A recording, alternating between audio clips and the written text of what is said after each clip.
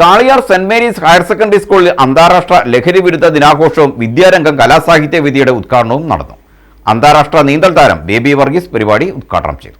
Kaliyar saint Mary's higher secondary സ്കൂളിൽ അന്താരാഷ്ട്ര ലഹരി വിരുദ്ധ ദിനവും വിദ്യാരംഗം കലാസാഹിത്യ വേദിയുടെ ഉദ്ഘാടനവും സംയുക്തമായി ആഘോഷിച്ചു. സ്കൂളിലെ 800ഓളം വിദ്യാർത്ഥികൾ പങ്കെടുത്ത ലഹരി വിരുദ്ധ rally Kaliyar saint Rita's parish ഹാളിൽ അവസാനിച്ചു. തുടർന്ന് ലഹരിക്കെതിരെ വിദ്യാർത്ഥികൾ പ്രതിജ്ഞയെടുത്തു. വിദ്യാർത്ഥിനി ലക്ഷ്മി ഷാജി കുട്ടികൾക്ക് പ്രതിജ്ഞ ചൊല്ലിക്കൊടുത്തു.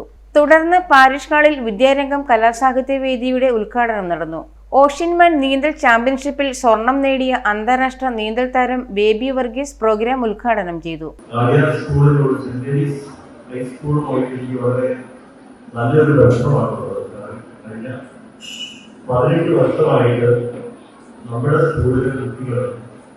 ധാരാളം കുട്ടികൾ എന്റെ സ്വിമ്മിംഗ് പൂളിൽ വന്ന് നീന്തൽ പരിശീലിക്കുന്നു.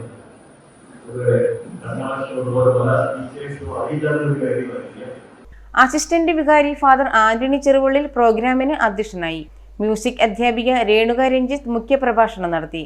രാജ്യത്തിനു വേണ്ടി സ്വർണ്ണ മെഡൽ നേടിയ ബേബി വർഗീസിനെ അസിസ്റ്റന്റ് വികാരി റവറൻ ഫാദർ ആന്റണി ചെറുവള്ളിൽ സ്കൂളിന്റെ സ്നേഹോപകാരം നൽകി ആദരിച്ചു.